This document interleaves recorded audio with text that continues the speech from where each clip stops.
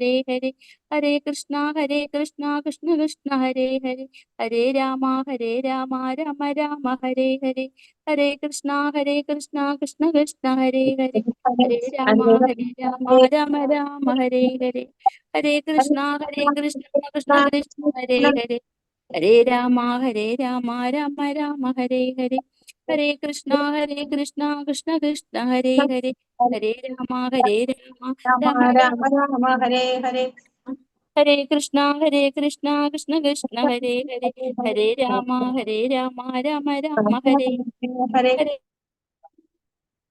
ഹരേ കൃഷ്ണ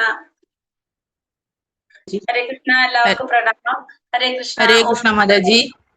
ഹരേ കൃഷ്ണ മാതാജി. ഹരേ കൃഷ്ണ മാതാജി. ദേവായ ഓം അജ്ഞാനതിമിരാന്തസ്യ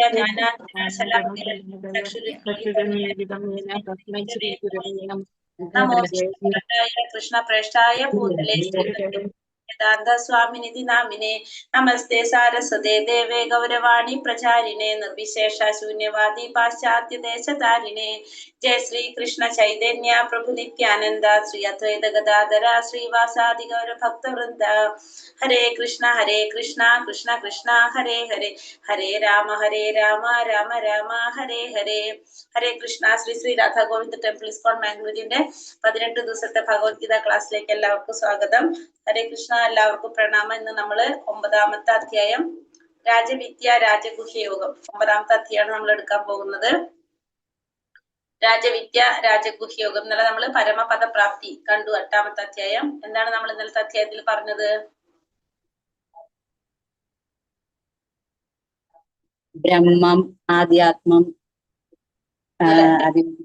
കാവ്യകർമ്മങ്ങൾ, എന്താണ് ബ്രഹ്മം, എന്താണ് അധ്യാത്മം, എന്താണ് അതിഭൂതം, അതീന്ദ്രിയമായിട്ടുള്ള ആത്മാവാണ് ബ്രഹ്മം എന്ന് പറയുന്നത്.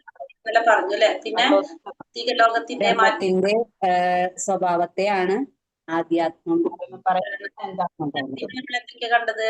വികസനത്തിന് വേണ്ടിയിട്ടുള്ള പ്രവർത്തനങ്ങളാണ് പറഞ്ഞു. പിന്നെ വന്നിട്ട് നമ്മള് ഭൗതിക ലോകത്തിന്റെ ഭഗവാന്റെ ഗോലോകധാമത്തിന്റെ വ്യത്യാസം പറഞ്ഞു ഭഗവാൻ. എന്തൊക്കെയാണല്ലേ നമ്മളെ ഭൗതിക ലോകം എങ്ങനെയാണ്, ആത്മീയ ലോകങ്ങൾ എങ്ങനെയാണെന്നുള്ളത് പറഞ്ഞു തന്നു. പിന്നെ വന്നിട്ട് നമ്മൾ എന്താണ് മരണസമയത്ത് ഭഗവാനെ സ്മരിക്കേണ്ടതിന്റെ പ്രാധാന്യത്തെ കുറിച്ച് പറഞ്ഞു തന്നു നമുക്കിതല്ലേ അല്ലെ. ഭഗവാനെ സ്മരിച്ചാലാണ് ഭഗവാന്റെ ലോകത്തിലേക്ക് പോകാൻ സാധിക്കുക എന്നുള്ളത് ഭഗവാൻ പറഞ്ഞു തന്നു. പിന്നെ വേറെ എന്താ പറഞ്ഞത്? ആ മരണസമയത്ത് നമ്മൾ എന്ത് സ്മരിക്കുന്നു അതായിരിക്കും നമ്മൾ ആയിത്തീരുക എന്ന് പറഞ്ഞു. സ്മരിക്കുന്നതിന്റെ പ്രാധാന്യത്തെ കുറിച്ച് പിന്നെ പറഞ്ഞു. നമ്മള് ചെയ്യുന്ന വേദപഠനം ചെയ്താലും യജ്ഞാചരണം ചെയ്താലും ദാനം തപസ്സൊക്കെ ചെയ്തതിന്റെ ഫലം നമുക്ക് എന്തുകൊണ്ട് മാത്രം കിട്ടുമെന്ന് പറഞ്ഞു? ഭഗവത് സേവനം ചെയ്യുന്നത് കൊണ്ട് മാത്രം നമുക്ക് നേടാൻ സാധിക്കും. പ്ലസ് ഭഗവാന്റെ ലോകത്തിലേക്ക് പോകാൻ സാധിക്കുമെന്ന് പറഞ്ഞു അല്ലെ ഭഗവാൻ. ഇന്നലത്തെ അധ്യായത്തിൽ അതൊക്കെയാണ് നമ്മൾ പഠിച്ചത്. ഇന്ന് അധ്യായം 9 അധ്യായം എന്താണ് രാജവിദ്യ രാജഗുഹ്യ യോഗം. 9ാമത്തെ അധ്യായത്തിന്റെ പേര് രാജവിദ്യ രാജഗുഹ്യ യോഗം. ഏറ്റവും രാജവിദ്യ, വിദ്യകളുടെ രാജാവ്. വിദ്യ എന്ന് വെച്ചാൽ നമ്മൾ ചെയ്യുന്ന കർമ്മങ്ങളുടെ രാജാവ്, ഏറ്റവും ശ്രേഷ്ഠമായ കർമ്മം. പിന്നെ ഏറ്റവും രഹസ്യമായ കാര്യമാണ് ഇതിൽ പറയുന്നത്, ഇന്നത്തെ അധ്യായത്തിൽ പറയുന്നത്. ഏറ്റവും രഹസ്യമായിട്ടുള്ളതും ഏറ്റവും ശ്രേഷ്ഠമായിട്ടുള്ള കാര്യം എന്താണത്? നമുക്ക് പറഞ്ഞിട്ട് മനസ്സിലാക്കുമല്ലോ. എന്താണത്? ഭക്തിയുടെ സേവനം. ഭഗവാന്റെ സേവനത്തെ കുറിച്ചാണ് ഇതിൽ പറയുന്നത്. ഭക്തിയുടെ സേവനത്തെ കുറിച്ചാണ് ഇതില് പറയുന്നത്. 9ാമത്തെ അധ്യായം രാജവിദ്യ രാജഗുഹ്യ യോഗം. ഏറ്റവും കോൺഫിഡൻഷ്യൽ ആയിട്ടുള്ള നോളജ്, ഏറ്റവും രഹസ്യമായിട്ടുള്ള അറിവാണ് ഇതില് പറയുന്നത്. അധ്യായം 9. The most confidential knowledge. രാജവിദ്യ രാജഗുഹ്യ യോഗം. ഹരേ കൃഷ്ണ. ഓം നമോ ഭഗവതേ വാസുദേവായ.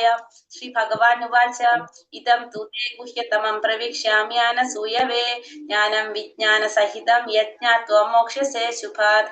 ശ്രീ ഭഗവാൻ പറഞ്ഞു, പ്രിയപ്പെട്ട അർജുന, നീ ഒരിക്കലും എന്നിൽ അസൂയാലുവായിട്ടില്ല. അതിനാൽ അതീവ രഹസ്യമായ ഈ ജ്ഞാനവും വിജ്ഞാനവും നിന്നെ ഗ്രഹിപ്പിക്കാം. ഇതറിഞ്ഞാൽ ഭൗതിക ജീവിത ക്ലേശങ്ങളിൽ നിന്ന് നിനക്ക് മുക്തനാകാൻ സാധിക്കും. അപ്പൊ അർജുനനോട് പറയാണ്, അർജുനന് ഭഗവാൻ ഇനി പറഞ്ഞു കൊടുക്കാൻ പോകുന്ന എന്നാൽ ഏറ്റവും രഹസ്യമായ ഈ ജ്ഞാനവും വിജ്ഞാനവും ഭഗവാൻ പറഞ്ഞു കൊടുക്കാണ്. കാരണം എന്താണ്? ഒരിക്കലും അർജുനൻ ഭഗവാനോട് അസൂയ തോന്നിയിട്ടില്ല. അതുകൊണ്ടാണ് ഈ രഹസ്യമായത് ഞാനിപ്പോ പറഞ്ഞു തരാൻ പോകുന്നത്. ഇത് അറിഞ്ഞു കഴിഞ്ഞാൽ നിനക്ക് ഭൗതിക ക്ലേശങ്ങളിൽ നിന്ന് മുക്തി നേടാൻ സാധിക്കുമെന്നാണ് ഭഗവാൻ ഇവിടെ അർജുനനോട് പറയുന്നത്. രാജവിദ്യ രാജഗുഹ്യം പവിത്രാമിതമുത്തമം പ്രത്യക്ഷാവഗമം ധർമ്മ്യം സുസുഖം കർത്തുമവ്യയം. ഈ ജ്ഞാനം രാജവിദ്യയാണ്. രഹസ്യങ്ങളിൽ വെച്ച് രഹസ്യവും ഏറ്റവും പവിത്രവുമായതുമാണിത്. നേരിട്ട് ആത്മസാക്ഷാത്കാരം നൽകുന്നത് കൊണ്ട് ധർമ്മത്തിന്റെ പരിപൂർണതയാണിത്. ശാശ്വതവും സന്തോഷത്തോടെ ചെയ്യാവുന്നതുമാണ്. അപ്പൊ ഈ ജ്ഞാനം എന്ന് പറയുന്നത് രാജവിദ്യയാണ്. രഹസ്യങ്ങളിൽ വെച്ച് ഏറ്റവും രഹസ്യമായതും ഏറ്റവും പവിത്രവുമായിട്ടുള്ളതാണിത്. നേരിട്ട് ആത്മസാക്ഷാത്കാരം നൽകുന്നത് കൊണ്ട് ഇതെങ്ങനെയാണ്?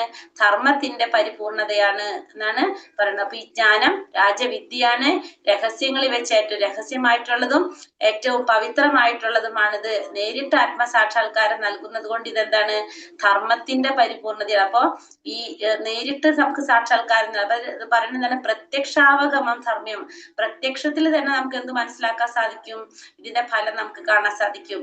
ഭഗവാന്റെ സേവനം ചെയ്ത് ഭക്തിയുടെ സേവനം ചെയ്യുന്നത് കൊണ്ട് നമുക്ക് പ്രത്യക്ഷത്തിൽ തന്നെ ഫലം മനസ്സിലാക്കാനായിട്ട് സാധിക്കും. അത് നേരിട്ട് നമുക്ക് എന്ത് സാധിക്കാണ്? ആത്മസാക്ഷാത്കാരം നൽകുന്നതാണ്.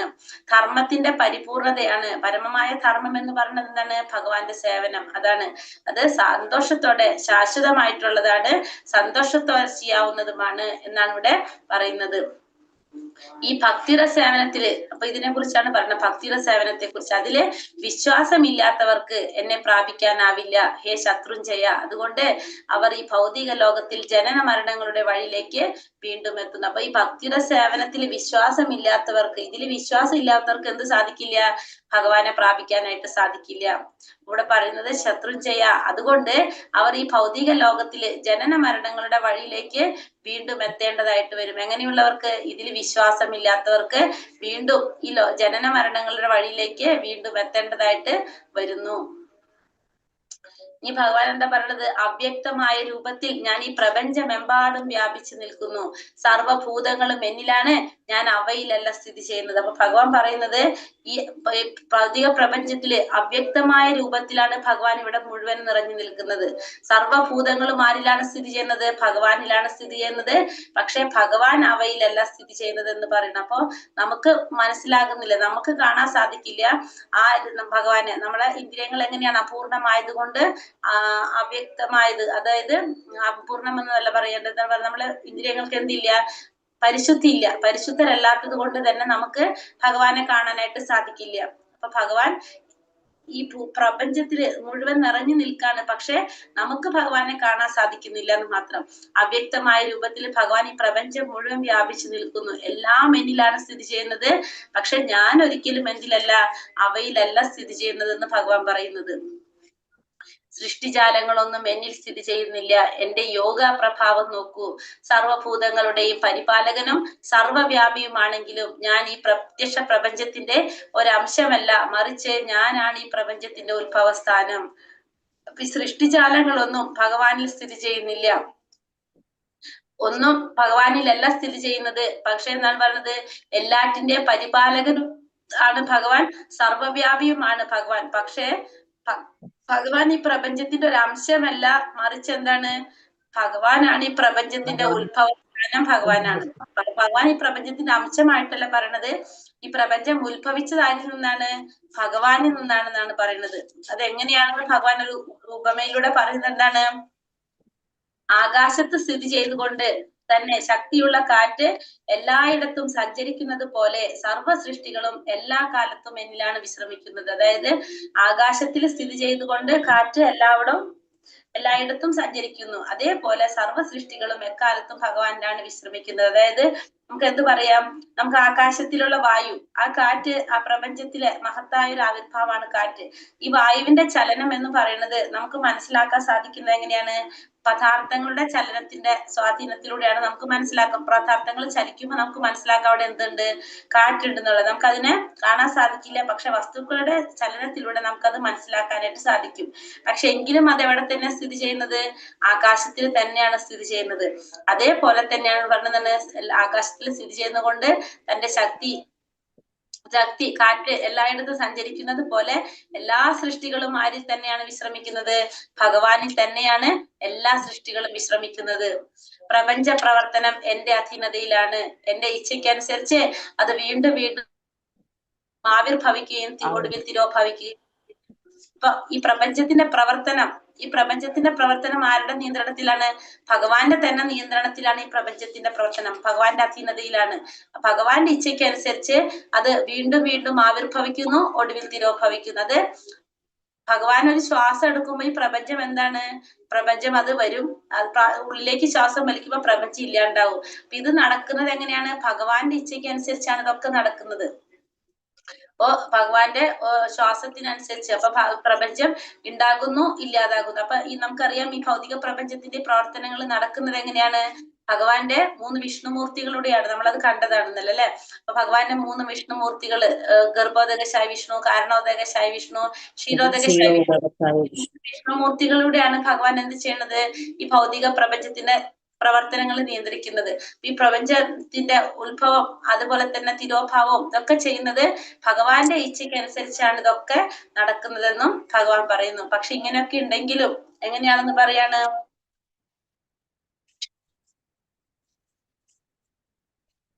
അനഞ്ജയ, ഈ കർമ്മങ്ങൾക്കൊന്നും തന്നെ എന്നെ ബന്ധിക്കുവാൻ കഴിയുന്നില്ല. ഞാൻ ഒരു ഭൗതിക പ്രവർത്തനങ്ങളോടും ബന്ധപ്പെടാതെ ഉദാസീനനെ പോലെ സ്ഥിതി ചെയ്യുകയാണ് ഞാൻ. ഇങ്ങനെയൊക്കെ ആണെങ്കിലും എന്താണ്? ഒരു കർമ്മങ്ങൾക്കും എന്നെ ബന്ധിക്കുവാൻ കഴിയില്ല. അപ്പൊ ഇതൊക്കെയാണെങ്കിലും ഒരു പ്രവർത്തിക്കും ഭഗവാനെ ബന്ധിക്കാൻ കഴിയില്ല. ഭൗതിക പ്രവർത്തനങ്ങളോടൊന്നും ബന്ധപ്പെടാതെ ഉദാസീനനെ പോലെയാണ് ഭഗവാൻ എന്ന് പറയുന്നത്. ഉദാസീനനെ പോലെ എന്ന് പറഞ്ഞാല് കർമ്മങ്ങളെല്ലാം ചെയ്യുന്നുണ്ടെങ്കിലും അതൊന്നും ആരെ ബാധിക്കുന്നില്ല?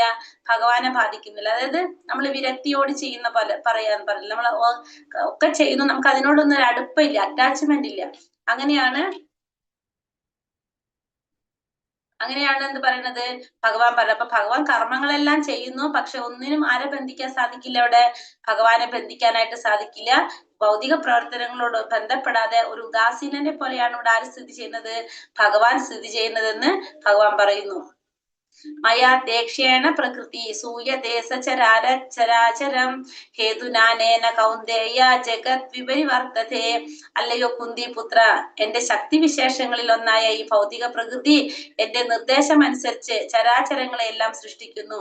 ഈ നിയമം അനുസരിച്ച് വീണ്ടും വീണ്ടും പ്രപഞ്ചം സൃഷ്ടിക്കുകയും സംഹരിക്കപ്പെടുകയും ചെയ്യുന്നു. അപ്പോൾ എന്താ പറയുന്നത്? അല്ലയോ കുന്തി പുത്ര, എന്റെ ശക്തി വിശേഷങ്ങളിൽ ഒന്നായിട്ടുള്ള ഈ ഭൗതിക പ്രകൃതി, ഭഗവാന്റെ ശക്തികളിൽ ഒന്നാണ് എന്ത്? ഭൗതിക പ്രകൃതി എന്ന് പറയുന്നത് ഭഗവാന്റെ ശക്തികളിൽ ഒന്നാണ്. ഭഗവാന്റെ നിർദ്ദേശത്തിനനുസരിച്ചാണ് എന്ത് ചെയ്യുന്നത്? ഈ ചരാചരങ്ങളെ, സർവ്വചരാചരങ്ങളെ സൃഷ്ടിക്കുന്നത്, ഈ ഭൗതിക പ്രകൃതി സൃഷ്ടിക്കുന്നത് ഭഗവാന്റെ നിർദ്ദേശത്തിനനുസരിച്ചാണ്. ആ നിയമം അനുസരിച്ച്, ഭഗവാൻ പറയുന്നതനുസരിച്ച് ഈ പ്രപഞ്ചം സൃഷ്ടിക്കപ്പെടുകയും അത് സംഹരിക്കപ്പെടുകയും ചെയ്യുന്നത് ആര് തന്നെയാണ്? ഭഗവാൻ തന്നെയാണ്. ഭഗവാന്റെ ഇച്ഛയ്ക്കനുസരിച്ചാണ് ഇതൊക്കെ നടക്കുന്നത്. അവജാനന്തി മാ മൂഢ മാനുഷീം തനുമാശ്രിതം പരം ഭാവാമജാനന്തോ മമ ഭൂതാ മഹേശ്വരം. മനുഷ്യരൂപത്തിൽ അവതരിക്കുന്ന എന്നെ മൂഢന്മാർ നിന്ദിക്കുന്നു. എല്ലാറ്റിനും ഈശ്വരനായ എന്റെ അതീന്ദ്രിയ ഭാവം അവർക്ക് അറിഞ്ഞുകൂടാ. അപ്പോൾ ഇവിടെ പറയണത് മനുഷ്യരൂപത്തിൽ അവതരിക്കുന്ന ഭഗവാനെ മൂഢന്മാര് നിന്ദിക്കും. എല്ലാറ്റിനും ഈശ്വരനായിട്ടുള്ള എന്റെ അതീന്ദ്രിയ ഭാവം ആർക്കറിയില്ല? മൂഢന്മാർക്ക് മനസ്സിലാകില്ല. അപ്പൊ ഭഗവാനെ മനുഷ്യരൂപത്തിൽ ഭഗവാനെ കാണുമ്പോ മൂഢന്മാർ എന്താ വിചാരിക്കുന്നത്? ഭഗവാനാണെന്നല്ല ചിന്തിക്കുന്നത്. സാധാരണ മനുഷ്യനായിട്ടാണ് ആരെ കാണുന്നത്? ഭഗവാനെ കാണുന്നത്. പക്ഷെ ഭഗവാൻ എല്ലാറ്റിന്റെയും ഈശ്വരനാണെന്നുള്ള ഭഗവാനെ കുറിച്ചുള്ള അതീന്ദ്രിയ സ്വഭാവം ആർക്ക് മനസ്സിലാക്കാൻ സാധിക്കുന്നില്ല? ഈ മൂഢന്മാർക്ക് മനസ്സിലാകാനായിട്ട് സാധിക്കുന്നില്ല. അവരെന്താ ചിന്തിക്കുന്നത്? സാധാരണ ഒരു മനുഷ്യനാണെന്നുള്ള രീതിയിലാണ് അവർ ചിന്തിക്കുന്നത്. പക്ഷെ ഭഗവാൻ അതീന്ദ്രിയനാണെന്നും ഭഗവാന്റെ സ്വഭാവം അതീന്ദ്രിയ സ്വഭാവമാണെന്നുള്ളതും ആര് മനസ്സിലാക്കുന്നില്ല? ഈ മൂഢന്മാര് മനസ്സിലാക്കുന്നില്ല. അവർക്ക് ഭഗവാനെ കുറിച്ച് അറിയാനായിട്ട് സാധിക്കുന്നില്ല. മോഘാശ മോഘ കർമാണോ മോഘജ്ഞാന വിചേതസഃ രാക്ഷസീമാസുരീം ചൈവ പ്രകൃതി മോഹിനി ശ്രുതഃ. ഇങ്ങനെ മോഹിതരായവർ ആസുരങ്ങളും നിരീശ്വരവാദ പരങ്ങളുമായ ആശയങ്ങളാൽ ആകൃഷ്ടരാകുന്നു. ആ വ്യാമോഹാവസ്ഥയിൽ മുക്തിയെ കുറിച്ചുള്ള പ്രതീക്ഷകളും ഫലോദിഷ്ട കർമ്മങ്ങളും ജ്ഞാനാർജനവും എല്ലാം പാഴായി പോകുന്നു. അങ്ങനെ മോഹിതരായിട്ടുള്ളവര്, എങ്ങനെ മോഹിതരായിട്ടുള്ള മൂഢന്മാരെ കുറിച്ചാണ് നമ്മളിവിടെ പറഞ്ഞത് അല്ലെ. മൂഢന്മാരായിട്ടുള്ളവര്, ഭൗതികമായ സുഖ സൗകര്യങ്ങളിൽ ആസക്തരുള്ളവര്, ഭഗവാനെ ശരിയായ രീതിയിൽ മനസ്സിലാക്കാത്ത, ഭഗവാനെ മനുഷ്യനായിട്ട് കാണുന്നവര്, അങ്ങനെ മോഹിതരായവര് ആസുരങ്ങളും നിരീശ്വരവാദ പരങ്ങളുമായിട്ടുള്ള ആശയങ്ങളാൽ ആകൃഷ്ടരാകുന്നു. അപ്പൊ അവരെന്തിലേക്ക് ആകർഷണം അവർക്ക് വരും?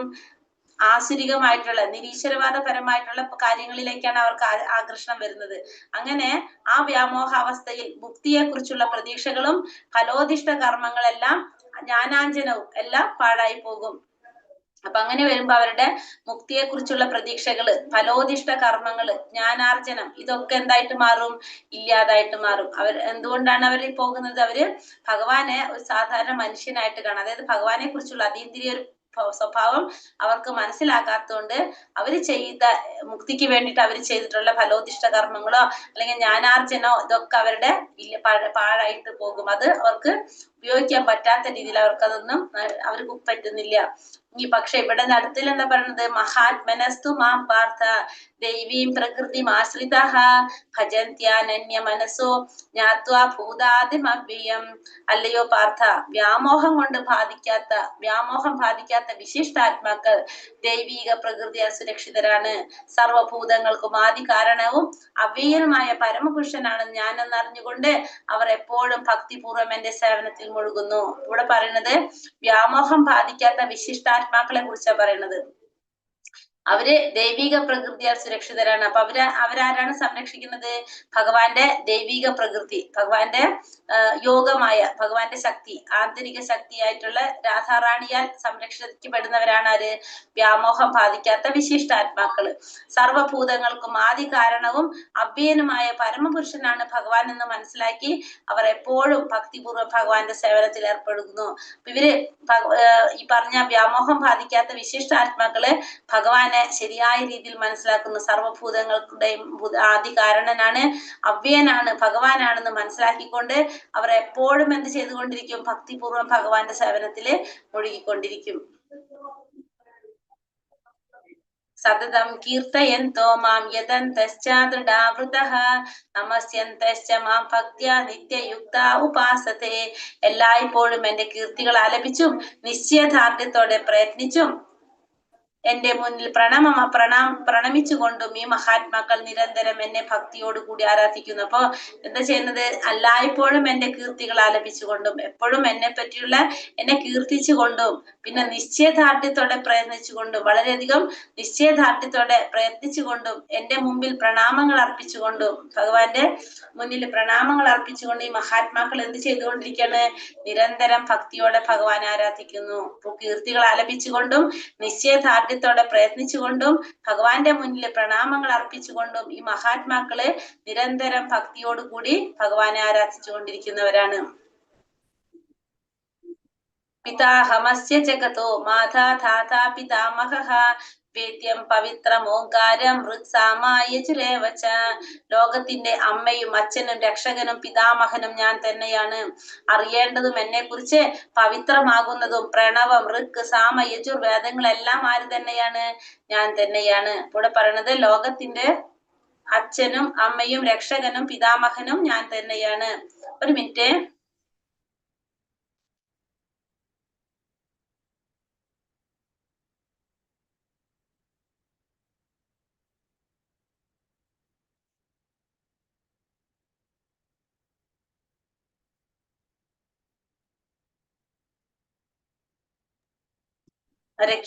ലോകത്തിന്റെ അമ്മയും അച്ഛനും രക്ഷകനും പിതാമഹനും ഞാൻ തന്നെയാണ്. അറിയേണ്ടതും എന്നെ കുറിച്ച് പവിത്രമാകുന്നതും ആരാണ്? ഞാനാണ്. പ്രണവം, ഋക്ക്, സാമ, യജുർ വേദങ്ങളെല്ലാം ആര് തന്നെയാണ്? ഞാൻ തന്നെയാണ്. അപ്പോ എല്ലാതും ആര് തന്നെയാണ്? ഭഗവാൻ തന്നെയാണ്. ലോകത്തിന്റെ അച്ഛനും അമ്മയും രക്ഷകനും പിതാമഹനും എല്ലാം ഭഗവാൻ തന്നെയാണെന്ന് ഭഗവാൻ ഇവിടെ പറയുന്നു. ലക്ഷ്യവും ഭരണകർത്താവും പ്രഭുവും സാക്ഷിയും വാസസ്ഥാനവും ആശ്രയവും ഉറ്റമിത്രവും ഞാനാകുന്നു. അപ്പൊ എല്ലാവരുടെ ലക്ഷ്യം ആരാണ്? ഭഗവാനാണ്. ഭരണകർത്താവ് ആരാണ്? ഭഗവാനാണ്. പ്രഭു ഭഗവാനാണ്. സാക്ഷി നമ്മൾ ചെയ്യുന്ന എല്ലാ പ്രവർത്തികൾക്കും സാക്ഷി ആരാണ്? ഭഗവാനാണ്. വാസസ്ഥാനം, ആശ്രയവും ഉറ്റമിത്രവും എല്ലാം ആര് തന്നെ? ഭഗവാൻ തന്നെയാണ്. സൃഷ്ടിയും സംഹാരവും എല്ലാത്തിന്റെ അടിസ്ഥാനവും എല്ലാം ആര് തന്നെ? ഭഗവാൻ തന്നെ. ശാശ്വതമായ ബീജം ആരാണ്? അഹം ബീജ പ്രദാപിത. നമുക്ക് എല്ലാവർക്കും ബീജം പ്രദാനം ചെയ്തത് അതും ഭഗവാൻ തന്നെയാണ്. അപ്പൊ എല്ലാതും ആര് തന്നെയാണ്? ഭഗവാൻ തന്നെയാണെന്ന് ഭഗവാൻ ഇവിടെ പറയുന്നത്.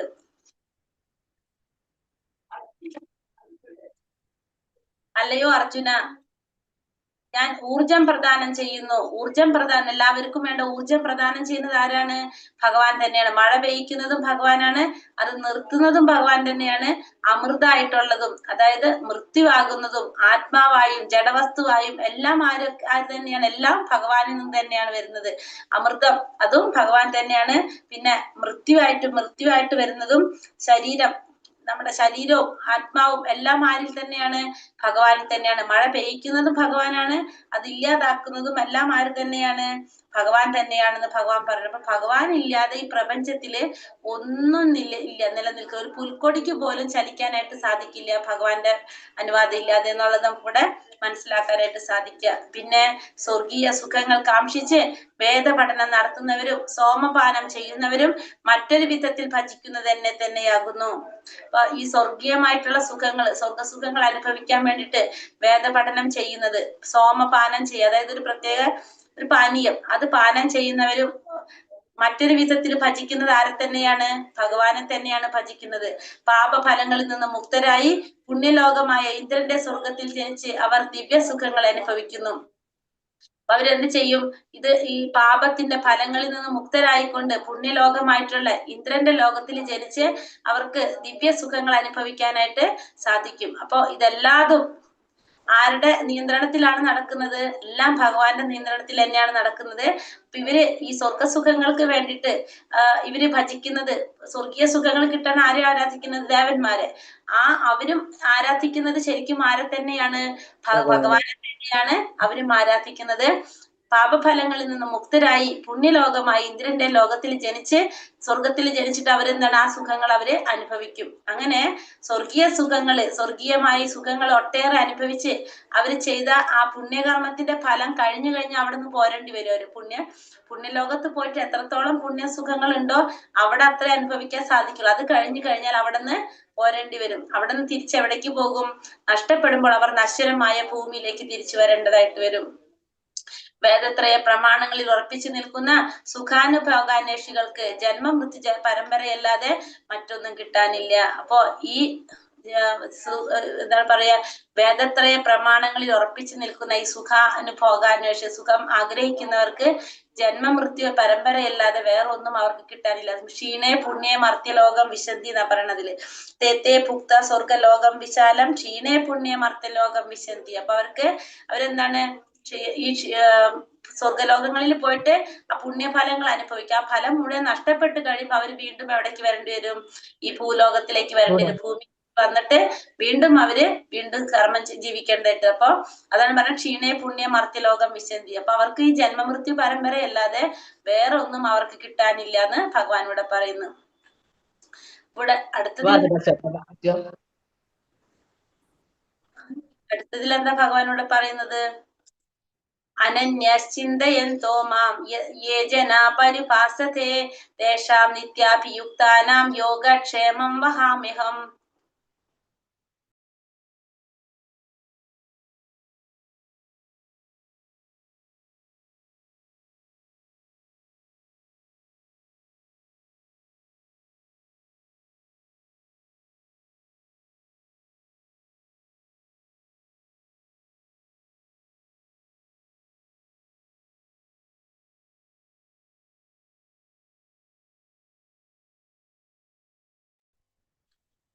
എന്റെ ദിവ്യരൂപത്തെ ധ്യാനിച്ചുകൊണ്ട് പൂർണ്ണമായ ഭക്തിയോടെ ആരാണോ എന്നെ എല്ലായ്പ്പോഴും ആരാധിക്കുന്നത് അവർക്കുള്ളതെല്ലാം ഞാൻ നൽകും. അവർക്ക് വേണ്ടുന്നതെല്ലാം ഞാൻ നൽകും. അവർക്കുള്ളതെല്ലാം ഞാൻ നിലനിർത്തുകയും ചെയ്യും. അപ്പോൾ എന്താ പറഞ്ഞത്? എന്റെ ദിവ്യരൂപത്തെ ധ്യാനിച്ചുകൊണ്ട് ഭഗവാനെ ധ്യാനിച്ചുകൊണ്ട് പൂർണ്ണമായ ഭക്തിയോടെ ആരാണോ ഭഗവാൻ എപ്പോഴും ആരാധിക്കുന്നത് അവർക്ക് വേണ്ടുന്നതൊക്കെ ആര് നൽകും? ഭഗവാൻ നൽകും. മാത്രമല്ല അവർക്കുള്ളതെല്ലാം ഭഗവാൻ നിലനിർത്തുകയും ചെയ്യും. അപ്പൊ അവർക്ക് ഉള്ളത് നിലനിർത്തി കൊടുക്കുകയും ചെയ്യും. അവർക്ക് വേണ്ടത് ഭഗവാൻ നൽകുകയും ചെയ്യും. എങ്ങനെയാണെങ്കില് ഭഗവാനെ ധ്യാനിക്കുന്നവർക്ക്, ഭഗവാന്റെ ദിവ്യമായ രൂപത്തെ ധ്യാനിച്ച് ഭക്തിയോടുകൂടി ഭഗവാൻ ആരാധിക്കുന്നവർക്ക് വേണ്ടുന്നതെല്ലാം ഭഗവാൻ നൽകുന്നു ഭഗവാൻ ഇവിടെ പറയാണ്. ये पेन्यदेवता भक्ता यजन्ते श्रद्धयान्वितः तेऽपि मामेव कौन्तेय यजन्ते विधिपूर्वकम् മറ്റു ദേവന്മാരുടെ ഭക്തന്മാര്, മറ്റുള്ള ദേവന്മാരുടെ ഭക്തന്മാര് വിശ്വാസപൂർവ്വം അവരെ ഉപാസിക്കുന്നവരും വാസ്തവത്തിൽ എന്നെ തന്നെയാണ് ഉപാസിക്കുന്നത്. കുന്തിപുത്ര, എന്നാൽ അവരങ്ങനെ ചെയ്യുന്നത് വിധിപ്രകാരമല്ല. അപ്പൊ മറ്റുള്ള ദേവന്മാരുടെ ഭക്തന്മാര് വിശ്വാസപൂർവ്വം അവരെ ആരാധിക്കുന്നവരും ഉപാസിക്കുന്നവരും മറ്റുള്ള ദേവന്മാരെ ഉപാസിക്കുന്നവരും വാസ്തവത്തിൽ ആരെ തന്നെയാണ് ഉപാസിക്കുന്നത്? ഭഗവാനെ തന്നെയാണ് ഉപാസിക്കുന്നത്. അപ്പൊ എല്ലാ ദേവന്മാരും ആരാണ്? ഭഗവാന്റെ അംശം തന്നെയാണ്. അപ്പൊ ദേവന്മാരെ ആരാധിക്കുന്നവരൊക്കെ ശരിക്കും ആരെ തന്നെയാണ് വാസ്തവത്തിൽ ഉപാസിക്കുന്നത്? ഭഗവാനെ തന്നെയാണ്. പക്ഷെ ഭഗവാൻ പറയുന്നത് അവരങ്ങനെ ചെയ്യുന്നത് വിധിപ്രകാരമല്ല, അവിധിപൂർവകം എന്നാ പറയുന്നത്. അങ്ങനെ ചെയ്യുന്നത് വിധിപ്രകാരമല്ല അവരങ്ങനെ ചെയ്യുന്നത് എന്ന് ഭഗവാനോട് പറയുന്നു. യാന്തി ദേവാവ്രതാ ദേവാൻ പിത്രൻ യാന്തി പിതൃവ്രതഃ ഭൂതാനി യാന്തി ഭൂതേജ്യ യാന്തി മർത്യാജിനോപിമാം. ദേവന്മാരെ ആരാധിക്കുന്നവർ ദേവന്മാരോടൊപ്പം ജനിക്കും, പിതൃപൂജകർ പിതൃക്കളോടൊപ്പം ജനിക്കും, ഭൂതപ്രേതാദികളെ ഉപാസിക്കുന്നവരാകട്ടെ അവരോടൊപ്പമാണ് ജനിക്കുക. എന്നെ ആരാധിക്കുന്ന ഭക്തന്മാർ എന്നോടൊപ്പം ജീവിക്കും. അപ്പൊ എന്താ ഇവിടെ ഭഗവാൻ പറഞ്ഞത്?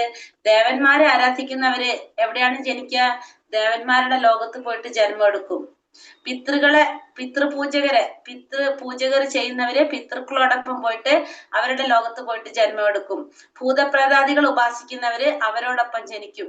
ഭഗവാനെ ആരാധിക്കുന്നവരെന്താണ്? ഭക്തന്മാർ എന്നോടൊപ്പം ജീവിക്കും. ഭഗവാനെ ആരാധിക്കുന്നവര് ഭഗവാന്റെ അടുത്ത് പോയിട്ട് ഭഗവാന്റെ ലോകത്ത് ജീവിക്കും. മറ്റെല്ലാവരും എന്താണ്? ആരെയാണ് ആരാധിക്കുന്നത്? അവരുടെ ലോകത്ത് പോയിട്ട് ജന്മം എടുക്കേണ്ടതായിട്ട് വരുന്നതാണ് ഭഗവാൻ ഇവിടെ പറയുന്നത്. അപ്പൊ ദേവന്മാരെ ആരാധിച്ച ദേവന്മാരുടെ ലോകത്ത് പോകും, പിതൃപൂജ ചെയ്ത പിതൃക്കളുടെ ലോകത്ത് പോകും, ഭൂതപ്രേതാദികളെ ഉപാസിക്കുകയാണെങ്കിൽ അവരുടെ ലോകത്ത് പോകും. ഭഗവാനെ ആരാധിച്ചു കഴിഞ്ഞാലോ ഭഗവാന്റെ ഒപ്പം പോയിട്ട് ജീവിക്കുന്നതാണ് ഇവിടെ ഭഗവാൻ പറയുന്നത്. പത്രം പുഷ്പം ഫലം തോയം യോ മേ ഭക്ത്യാ പ്രയച്ഛതി തദഹം ഭക്തിയുപഹൃത അശ്നാമി പ്രയതാത്മനഃ. സ്നേഹത്തോടും ഭക്തിയോടും കൂടി ഒരാൾ എനിക്ക് അർപ്പിക്കുന്നത് എന്തും, അത് ഇലയോ പൂവോ ഫലമോ ജലമോ ആകട്ടെ, ഞാൻ അത് സ്വീകരിക്കും. അപ്പോൾ സ്നേഹത്തോടെ ഭക്തിയോടെ ഭഗവാന് സമർപ്പിക്കുന്നത് എന്തായിക്കോട്ടെ, അത് ഇലയായാലും പൂവായാലും ഫലമായാലും ജലമായാലും ഭഗവാൻ അത് സ്വീകരിക്കുമെന്ന് ഭഗവാനോട് പറയണം. അപ്പൊ സ്നേഹത്തോടു കൂടി ഭക്തിയോടു കൂടി ആരാണ് ഭഗവാൻ എന്തർപ്പിച്ചാലും അത് ഭഗവാൻ സ്വീകരിക്കുക. അത് ഒരു ഇലയാകാം, പൂവാകാം, ഫലമാകാം, ജലമാകാം, എന്തായാലും അത് ഭഗവാൻ സ്വീകരിക്കുമെന്ന് ഭഗവാനോട് പറയണം. അത് എങ്ങനെയായിരിക്കണം സമർപ്പിക്കേണ്ടതെന്നും കൂടി ഭഗവാൻ പറയണം. എങ്ങനെയാണ് ഭഗവാൻ സമർപ്പിക്കേണ്ടത്? സ്നേഹത്തോടു കൂടി ഭക്തിയോടു കൂടി ആയിരിക്കണം ഭഗവാന് സമർപ്പിക്കേണ്ടതെന്നാണ് ഭഗവാൻ പറഞ്ഞത്. അപ്പൊ ഭഗവാന് എന്തും സമർപ്പിക്കാം. എന്തൊക്കെയാണ് പറഞ്ഞത്? ഇലയോ പൂവോ ജലമോ ഫലമോ. ഇല എന്ന് വെച്ചാല് തുളസിയില, പൂക്കള്, പിന്നെ അതുപോലെ തന്നെ ഫലം പഴവർഗ്ഗങ്ങള്, പിന്നെ ജലം അതാണ് തോയം, ജലം. എല്ലാതും ഭഗവാന് സമർപ്പിച്ചാൽ ഭഗവാൻ അത് സ്വീകരിക്കും. പക്ഷെ എങ്ങനെയാണ് ഭഗവാന് സമർപ്പിക്കേണ്ടത്?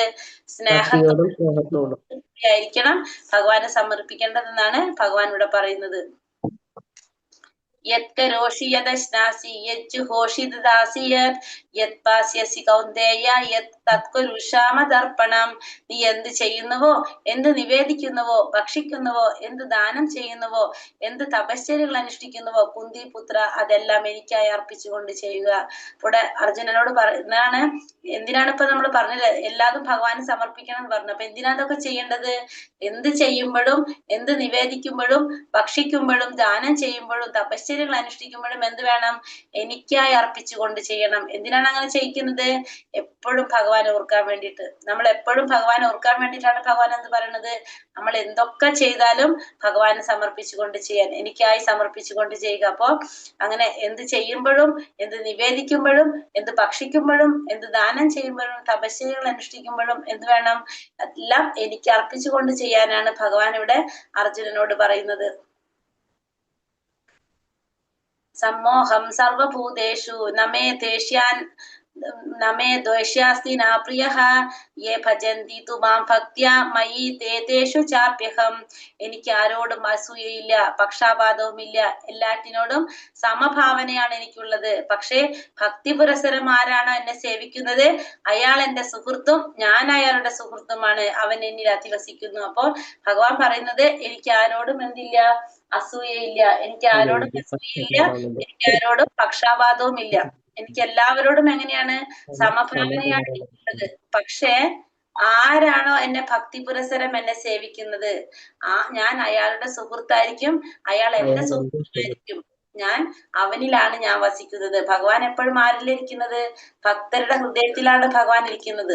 ഇവിടെ ഭഗവാൻ പറയുന്നത് എനിക്ക് എല്ലാവരോടും ഒരുപോലെയാണ്, എനിക്ക് ആരോടും അസൂയ പക്ഷാപാതം ഒന്നും എനിക്കില്ല, എല്ലാറ്റിനെയും ഒരേപോലെയാണ് ഞാൻ കാണുന്നത്. പക്ഷെ എന്നാലും ചെറുതായിട്ടൊരു എന്താണ് പക്ഷാപാതം ഭഗവാൻ ഉണ്ട് അല്ലെ. ഭക്തി പുരസരം ആരാണോ ഭഗവാനെ ആരാധിക്കുന്നത്, ഭഗവാനെ സേവിക്കുന്നത്, അയാളുടെ സുഹൃത്തായിരിക്കും ഭഗവാൻ, അയാളുടെ സുഹൃത്തായിരിക്കും. പിന്നെ ഞാൻ അവനിലായിരിക്കും ഞാൻ അധിവസിക്കുന്നതെന്നും ഭഗവാൻ ഇവിടെ പറയുന്നു.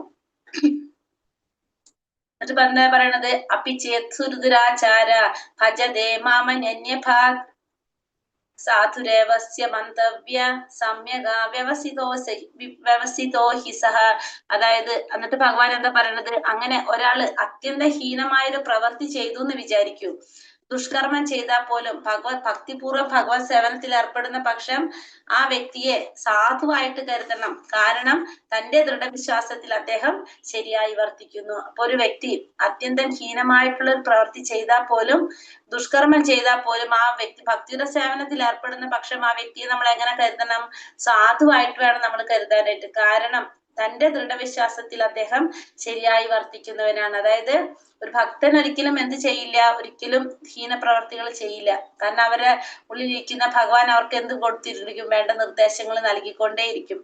അപ്പൊ നമ്മുടെ കാഴ്ചപ്പാടിലായിരിക്കും എന്ത് വരുന്നത്? ആ ഭക്തന് ചെയ്യുന്ന തെറ്റായിട്ട് തോന്നുന്നത്. അപ്പൊ നമ്മൾ എന്ത് ചെയ്തിരിക്കണം? ആ ഭക്തനോട് അയാളെ നമ്മൾ സാധുവായിട്ട് തന്നെ കരുതണം. കാരണം ഭക്തിയുടെ സേവനം ചെയ്തുകൊണ്ടിരിക്കുമ്പോ ആ ഭക്തൻ എന്താണ് പറഞ്ഞത്? ആ ഭക്തന് തന്നെ മാറ്റം വരുത്താനായിട്ട് സാധ്യത. അതായത് ദുഷ്കർമ്മം ചെയ്താൽ പോലും ഭഗവത് സേവനത്തിൽ ഏർപ്പെടുന്ന പക്ഷം അയാൾ ആരായിട്ട് തന്നെ മാറിയിരിക്കും? സാധുവായിട്ട് തന്നെ ഇരിക്കും. അപ്പൊ അതുകാരണം കൊണ്ട് നമ്മൾ എന്ത് ചെയ്യാൻ പാടില്ല? അങ്ങനത്തെ വ്യക്തി നമ്മള് സാധുവായിട്ട് തന്നെ, കാരണം അവരെ നീചനായിട്ട് നമ്മൾ കാണാനായിട്ട് പാടില്ല.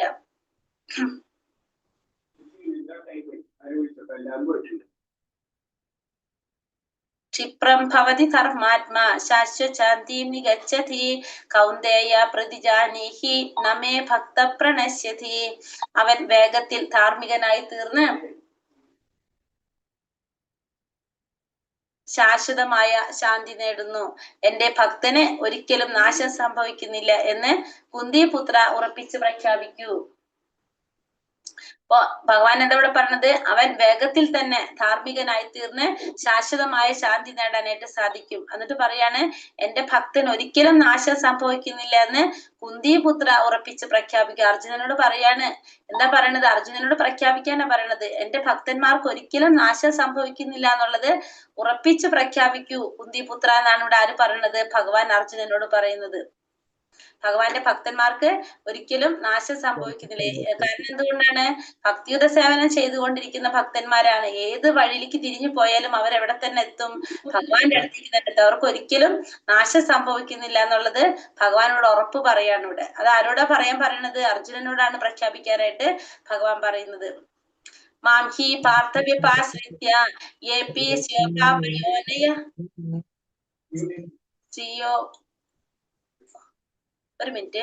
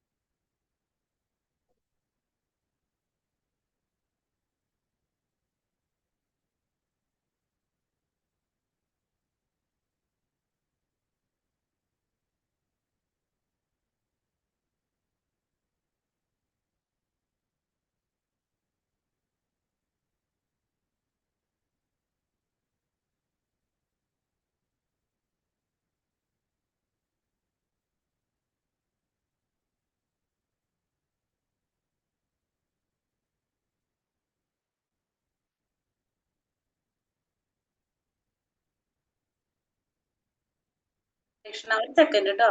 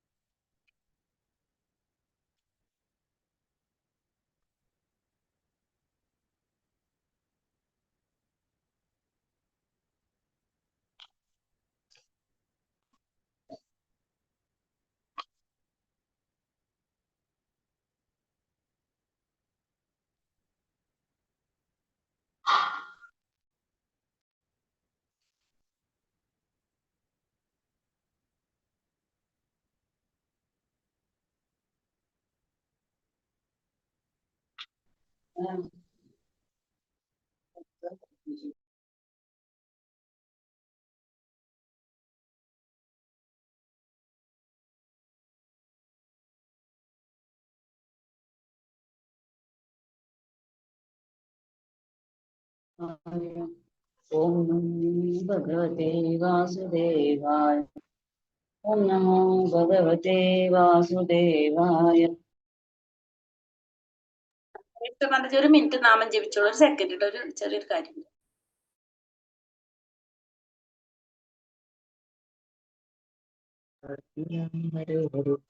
ഹരേ ഹരേ ഹരേ ഹരേ ഹരേ കൃഷ്ണ ഹരേ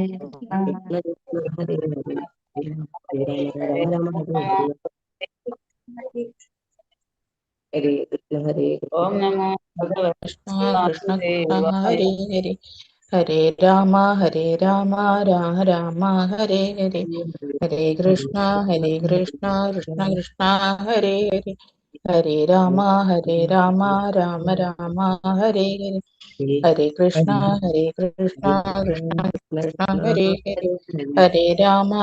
രാമ രാമ രാമ ഹരേ ഹരേ ഹരേ കൃഷ്ണ കൃഷ്ണ കൃഷ്ണ ഹരേ ഹരേ ഹരേ രാമ രാമ രാമ ഹരേ ഹരേ ഹരേ കൃഷ്ണ കൃഷ്ണ കൃഷ്ണ ഹരേ ഹരേ ഹരേ രാമ രാമ രാമ ഹരേ ഹരേ ഹരേ കൃഷ്ണ കൃഷ്ണ കൃഷ്ണ ഹരേ ഹരേ ഹരേ രാമ രാമ രാമ രാമ രാമ ഹരേ ഹരേ ഹരേ കൃഷ്ണ കൃഷ്ണ കൃഷ്ണ ഹരേ ഹരേ ഹരേ രാമ രാമ രാമ ഹരേ ഹരേ ഹരേ കൃഷ്ണ കൃഷ്ണ കൃഷ്ണ ഹരേ ഹരേ ഹരേ രാമ രാമ രാമ സോറി കേട്ടോ, ഒരു ക്ലാസ്സിൽ ഒരു ചെറിയൊരു പ്രോബ്ലം വന്നിട്ടുണ്ട്. ഹരേ കൃഷ്ണ. മാഹി പാർത്ഥവ്യപാശ്രിത്യ യേപി സ്യോപാപയോനയഃ സ്ത്രീയോ വൈശ്യാസ്തഥാ ശൂദ്രാസ്തേപി യാന്തി പരാം ഗതിം. പാർത്ഥ, എന്നെ ആശ്രയിക്കുന്നവർ അധമകുലത്തിൽ പിറന്നവരോ സ്ത്രീകളോ കച്ചവടക്കാരോ ശൂദ്രരോ ആരായാലും ശരി പരമപദം പ്രാപിക്കും. അപ്പൊ ഭഗവാനെ ആശ്രയിക്കുന്നവര് ആരായാലും, അത് അധമകുലത്തിൽ പിറന്നവരായാലും സ്ത്രീകളായാലും കച്ചവടക്കാരായാലും ശൂദ്രരായാലും ആർക്കായാലും എന്ത് സാധിക്കും? പരമപദം പ്രാപിക്കാനായിട്ട് സാധിക്കും. അപ്പൊ ഭഗവാനെ ആശ്രയിക്കാനായിട്ട് വലിയ കുലത്തിൽ പിറന്നവനാണെന്നോ ഇപ്പൊ എന്താണ് സ്ത്രീകൾ എന്ന് പറയാൻ കാരണം എന്താണ്? ഈ പുരുഷന്മാർക്ക് മാത്രമേ സാധിക്കുള്ളൂ. അതായത് ശാരീരികമായ വ്യത്യാസങ്ങളൊന്നും ആർക്ക് ബാധകമല്ല? ഭക്തന്മാർക്ക് ബാധകമല്ല. ആരായാലും ഭഗവാനോട് ഭക്തി ഉണ്ടെങ്കിൽ അവർക്കൊക്കെ എന്ത് സാധിക്കും? പരമപദം പ്രാപിക്കാനായിട്ട് സാധിക്കും. മന്മനാഭവ മദ്ഭക്ത മത്യാജി മാ നമസ്കുരു മാമൈ വൈശ്യസി യുക്തൈവ ആത്മാനം മത്പരായണഃ. എന്നിൽ മനസ്സുറപ്പിക്കുക, എന്റെ ഭക്തനാവുക, എന്നെ ആരാധിക്കുകയും പ്രണമിക്കുകയും ചെയ്യുക. എന്നിൽ തന്നെ പൂർണ്ണമായും മുഴുകിയിരിക്കുന്നത് കൊണ്ട് നീ തീർച്ചയായും എന്നെ പ്രാപിക്കും. അപ്പൊ എന്നിൽ മനസ്സുറപ്പിക്കുക, എന്റെ ഭക്തനാവുക, എന്നെ ആരാധിക്കുകയും പ്രണമിക്കുകയും ചെയ്യുക. ഭഗവാനിൽ തന്നെ പൂർണ്ണമായിട്ട് മുഴുകിയിരുന്നു കഴിഞ്ഞാൽ എന്ത് സാധിക്കും? ഭഗവാനെ പ്രാപിക്കാനായിട്ട് സാധിക്കും എന്നാണ് ഭഗവാൻ പറയുന്നത്. അപ്പൊ ഭഗവാനിൽ മനസ്സുറപ്പിക്കുക, ഭഗവാന്റെ ഭക്തനാവുക, ഭഗവാനെ ആരാധിക്കണം, പ്രണമിക്കണം എന്നാണ് ഭഗവാൻ പറഞ്ഞത്. അങ്ങനെ ഭഗവാനിൽ പൂർണ്ണമായിട്ട് മുഴുകിയിരുന്നു കഴിഞ്ഞാൽ തീർച്ചയായിട്ടും ഭഗവാനെ പ്രാപിക്കാൻ സാധിക്കുമെന്നാണ് ഭഗവാൻ ഇവിടെ നമുക്ക് പറഞ്ഞു തരുന്നത്. മന്മനാഭവ മദ്ഭക്ത മധ്യാജീമാ നമസ്കുരു മാമേ വൈശ്യസി യുക്തൈവ ആത്മാനം തത്പരായണ എന്നാ പറയണത്. ഭഗവാനെ മനസ്സർപ്പിക്കണം, ഭഗവാന്റെ ഭക്തനാവണം, ഭഗവാനെ ആരാധിക്കുകയും പ്രണമിക്കുകയും ചെയ്യണം. അങ്ങനെ ചെയ്യുകയാണെങ്കിൽ ഭഗവാനെ പ്രാപിക്കാൻ സാധിക്കുമെന്ന് ഭഗവാൻ ഇവിടെ തീർത്ത് പറഞ്ഞു തരൂ നമുക്ക്. ഹരേ കൃഷ്ണ കൃഷ്ണ കൃഷ്ണ ഹരേ ഹരേ, ഹരേ രാമ രാമ രാമ ഹരേ ഹരേ. വഞ്ചകൽപതരൂപേശ്ച കൃപാ സിന്ധോഭ്യവ ച പതിതാനാം പാവനേഭ്യോ വൈഷ്ണവേഭ്യോ നമോ നമഃ. അനന്തകോടി വൈഷ്ണവൃന്ദി की जय, श्रील प्रभुपाद की जय, गुरुदेव की जय, निताय गौर प्रमानंदे. ഹരി ഹരി പോൽ. ഹരേ കൃഷ്ണ. എല്ലാവർക്കും നന്ദി.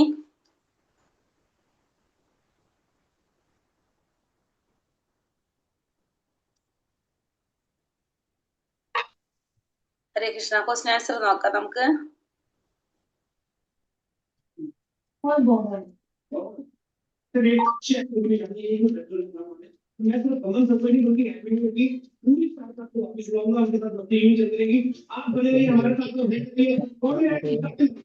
രാമ ഹരേ രാമ രാമ രാമ ഹരേ ഹരേ. ക്വസ്റ്റ്യൻസ് എങ്ങനെയുള്ളവർക്ക് ഭഗവാനെ പ്രാപിക്കാൻ സാധിക്കില്ല എന്നാണ് ഭഗവാൻ പറയുന്നത്. എങ്ങനെയുള്ള ഭക്തന്മാർ, എങ്ങനെയുള്ളവർക്കാണ് ഭഗവാനെ പ്രാപിക്കാൻ സാധിക്കാത്തത്? ഭക്തിയുടെ സേവനത്തിൽ വിശ്വാസമില്ലാത്തവർക്ക് ഭഗവാനെ പ്രാപിക്കാൻ സാധിക്കില്ല. സേവനത്തിൽ വിശ്വാസമില്ലാത്തവർക്ക് ഭഗവാനെ പ്രാപിക്കാൻ ഭൗതിക ലോകത്തേക്ക് രണ്ട് ശക്തികൾ ഏതൊക്കെയാണ്? ശക്തിയും ബഹിരംഗ ശക്തി.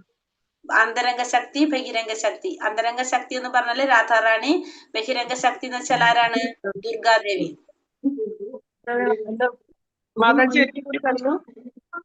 ബഹിരംഗ ശക്തി എന്ന് പറയുന്നത് ദുർഗാദേവിയാണ് പറയുന്നത് ഭഗവാന്റെ.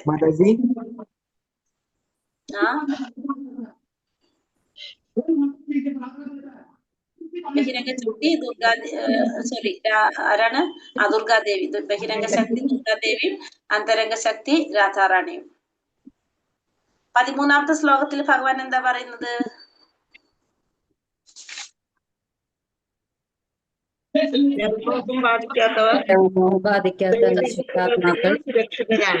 അതെ, ദൈവിക പ്രകൃതിയിൽ സുരക്ഷിതരാണ്. സർവഭൂതങ്ങൾക്കും ആദികാരണവും അവ്യനുമായ പരമപുരുഷനാണെന്നറിഞ്ഞ് ഭഗവാനെ അറിയുക. അതായത് ഭഗവാന്റെ ഭക്തന്മാര്, ശുദ്ധ ഭക്തന്മാര്, വ്യാമോഹം ബാധിക്കാത്ത ശുദ്ധ ഭക്തന്മാര്, അവരെ സംരക്ഷിക്കുന്നത് ആരാണ്? ഭഗവാന്റെ അന്തരംഗ ശക്തിയായിട്ടുള്ള രാധാറാണിയാൽ അവർ സുരക്ഷിതരായിരിക്കും എന്നാ പറയുന്നത്. അവര് ഭഗവാനെ ആരാധിക്കുന്നവരാണ്, അവരെ സംരക്ഷിക്കുന്നത് രാധാറാണിയാണെന്ന് പറയുന്നത്. മാതാജി ഒരു ക്ലിയർ ഇല്ലല്ലോ.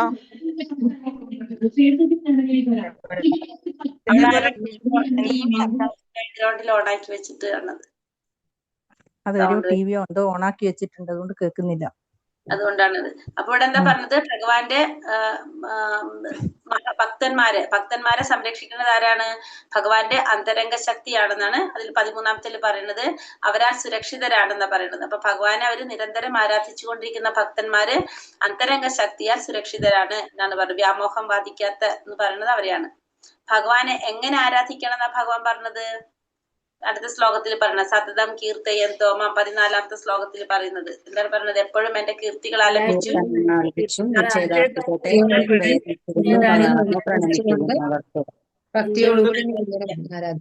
അങ്ങനെയാണ് ഭഗവാൻ പറയുന്നത്. 22ാമത്തെ ശ്ലോകത്തിൽ ഭഗവാൻ എന്താ പറയുന്നത്? ദിവ്യരൂപത്തെ ധ്യാനിച്ചുകൊണ്ട് പൂർണ്ണമായും ഭക്തിയോടെ ആരാണോ എന്നെ എല്ലായ്പ്പോഴും ആരാധിക്കുന്നത് അവർക്ക് വേണ്ടുന്നതെല്ലാം ഞാൻ നൽകും, അവർക്കുള്ളതെല്ലാം ഞാൻ നിലനിർത്തുകയും ചെയ്യും. അപ്പൊ നമ്മൾ പ്രത്യേകിച്ച് ഭഗവാനോടൊന്നും പറയേണ്ട ആവശ്യമില്ല. നമ്മൾ എന്തുമാത്രം ചെയ്താൽ മതി? ഭഗവാൻ ആരാധിച്ചാൽ മതി. നമുക്ക് വേണ്ടത് എന്താണെന്ന് ആർക്കറിയാം? ഭഗവാൻ അറിയാം.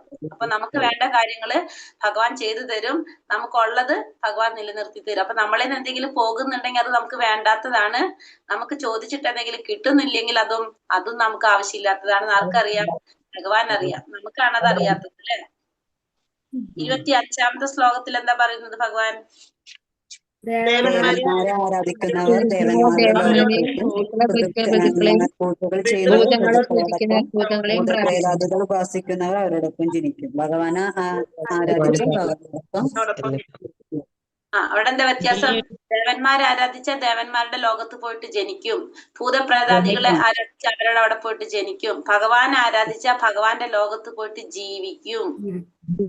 അവിടെ ജീവിക്കും. മറ്റുള്ള സ്ഥലത്ത് ജനിക്കും. ജനിക്കുമ്പോ എന്തുണ്ട്? നമുക്ക് മരണമുണ്ട് അല്ലെ? ജനനമുണ്ട്, മരണമുണ്ട്. എവിടെയാണ് അവരൊക്കെ? ഭൗതിക ലോകത്തിലാണ്. ഭഗവാന്റെ അടുത്ത്, ഭഗവാൻ ആരാധിച്ച ഭഗവാന്റെ ലോകം, ഭൗതിക ലോകത്തിന് പുറത്ത് അവിടെ പോയിട്ട് ഭഗവാന്റെ ഒപ്പം ജീവിക്കാനായിട്ട് സാധിക്കും. അവിടെ പിന്നെ എന്തില്ല? നമുക്ക് ജനന മരണങ്ങളില്ല. അതുകൊണ്ടാണ് ഭഗവാൻ ദേവന്മാരെ ആരാധിക്കുന്നത് വിധിപ്രകാരമല്ലാന്നും മൂഢന്മാരാണെന്നും പറയാൻ കാരണം. 26-ാമത്തെ ശ്ലോകത്തിൽ എന്താ പറഞ്ഞിരുന്നത്? ഭക്തിയോടും കൂടി ഒരാൾ ഇലയായാലും പൂവായാലും ഫലമായാലും ജലമായാലും അതിനെ സ്വീകരിക്കും. അപ്പൊ ഭഗവാൻ എന്തൊക്കെ എന്തൊക്കെ ഭഗവാൻ സമർപ്പിക്കുന്ന ഭഗവാൻ പറയുന്നത്? പത്രം, പുഷ്പം, പത്രം, പുഷ്പം, ഫലം, തോയ ഭഗവാനെ സമർപ്പിക്കണം. ഇലയായാലും പൂവായാലും ജലമായാലും ഭക്തിയോടും സ്നേഹത്തോടും കൂടി സമർപ്പിക്കാനാണ് ഭഗവാൻ പറയുന്നത്. 27-ാമത്തെ ശ്ലോകത്തിൽ ഭഗവാൻ എന്താ പറഞ്ഞത്? നീ എന്ത് ചെയ്യുന്നുവോ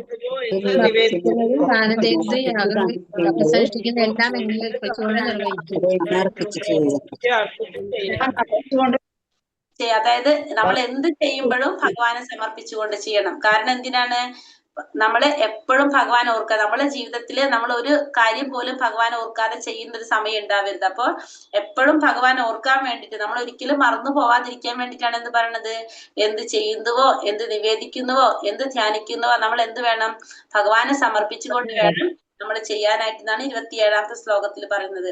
ഭഗവാനെ പ്രാപിക്കണമെങ്കിൽ എങ്ങനെ ആരാധിക്കണം എന്നാ ഭഗവാൻ പറഞ്ഞു തരുന്നത്? കർമ്മങ്ങളെല്ലാം ഭഗവാനിൽ അർപ്പിക്കും. ലാസ്റ്റ് ശ്ലോകം, മന്മനാഭാവ ഭക്ത മത്യാജീമാ നമസ്കുരു മാമേ വൈശ്യസി യുക്തൈവാത്മാനം. ആ ശ്ലോകം ഇല്ലേ? 34-ാമത്തെ ശ്ലോകം അല്ലേ?